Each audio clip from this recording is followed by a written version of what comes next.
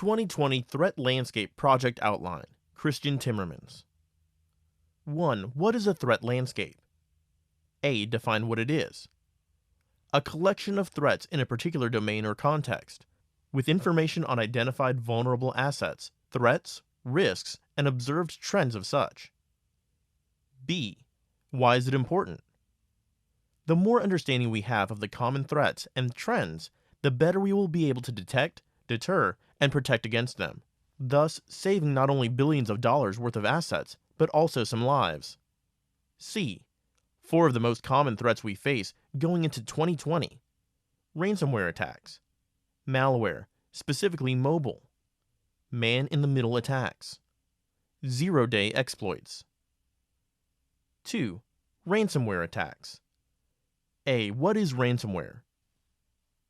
It's a type of malicious software, malware, that blocks access to a computer system or data, usually by encrypting it until the victim pays a fee to the attacker. The fee is usually a form of hard-to-trace funds like Bitcoin, etc. In 2017, the FBI's Internet Complaint Center, IC3, received 1,783 ransomware complaints that cost victims over $2.3 million. These complaints only represent those reported to IC3. The actual number of attacks and costs are much higher, estimated into 184 million attacks. B. Example of some big ransomware attacks. WannaCry ransomware attack. May 2017, worldwide attack by WannaCry ransomware cryptoworm, which targeted computers running Microsoft Windows systems by encrypting data and demanding payment via Bitcoin. It propagated through Eternal Blue, an exploit discovered by the United States National Security Agency, NSA, for older Windows systems.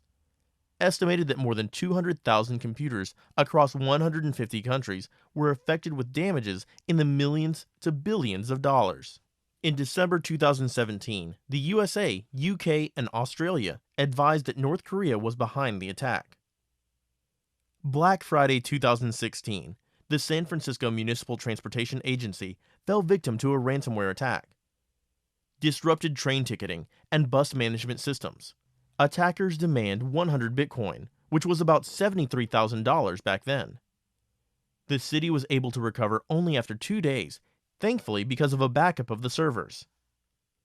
Remote desktop ransomware is on the rise as well. Remote Desktop Protocol, or RDP, is something that Microsoft has included in their offering in computers since 1996, but cybercriminals have not yet mastered the way to abuse such access until early 2016s. Works the same as normal ransomware, it just happens to be remotely controlling your access, basically enabling the criminal to change anything depending on your level of authority. C. Why it matters to be aware of past ransomware attacks going into 2020. Learned from the past. Patch old attack streams so they aren't attacked again. By being aware of the ransomware attacks, we can help defend against new ones, saving an immeasurable amount of time and money. 3. Malware. A. What is malware? Any software intentionally designed to cause damage to a computer, server, client, or computer network. Viruses, trojans, spyware, and ransomware are different kinds of malware. It's often created by teams of hackers, usually just looking to make money, but can also be used to protest or even be weapons between governments. B. What does malware do? Virus. Just like their biological namesake, viruses attach themselves to clean files and infect other files. They can spread uncontrollably, damaging a system's core functionality and deleting or corrupting files. Trojans. This kind of malware disguises itself as legit software, or is hidden in legit software that has been tampered with. It usually tends to create backdoors in your security to let other malware in. Spyware. It does what the name suggests. Adware. Aggressive advertising software that undermine your security just to serve you ads. C. Examples of some popular malware attacks. The Melissa virus, 1999. Infected thousands of computers worldwide by the end of 1999. It was spread using email by a malicious word attachment and a catchy subject. What we know today to be a form of social engineering, it's reported that it cost companies and people $80 million. All of this was spread way back in 1999 using very early forms of social engineering. So just imagine what can happen these days at the hands of the right words. Zeus Trojan 2007 is a Trojan that was distributed through malicious files hidden in emails and fake websites. It's well known for propagating quickly and for copying keystrokes, which led it to be used widely in password theft that overtook email and bank accounts. D. Why it matters to be aware of malware threats going into 2020. Everyone has always told me to be ahead of the game, so it makes sense to be knowledgeable about common forms of malware, to be able to detect, deter, and protect from future forms of malware that copy older ones. 4. Man-in-the-middle attacks. A. What is it?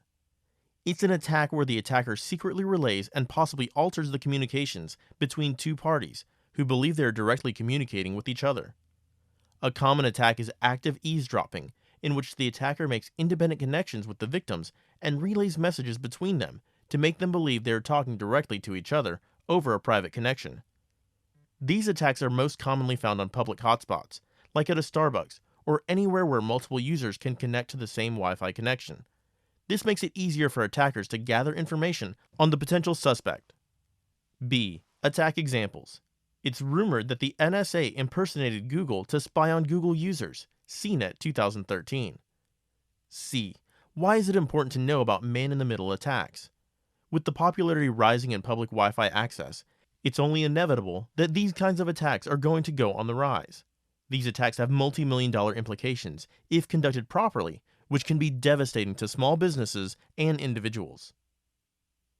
5. Zero-day exploits. A. What are they? It's a cyber attack that occurs on the same day a weakness is discovered in software. At this point, it is exploited before a fix becomes available from its creator. B. Why should you care about these? With the increase in mobile applications, it's more likely that zero-day exploits are going to be on the rise, especially on the Android platform, where the coding for such software is open source. A popular and trusted company can release an app, software that can potentially have vulnerabilities within it that are unknown to the creator until an exploit hits the market and the app or software is attacked. These attacks can completely crush a small business that just released an app to better workflow and outreach, and it can cripple large companies that release software without properly testing it. Hence, the zero-day name in the exploit. Closing. It's important to go into 2020 with the most proactive mentality when it comes to our cybersecurity. An understanding of the threat landscape is the best possible route to being able to detect, deter, and protect ourselves, our business, and our assets from malicious attacks.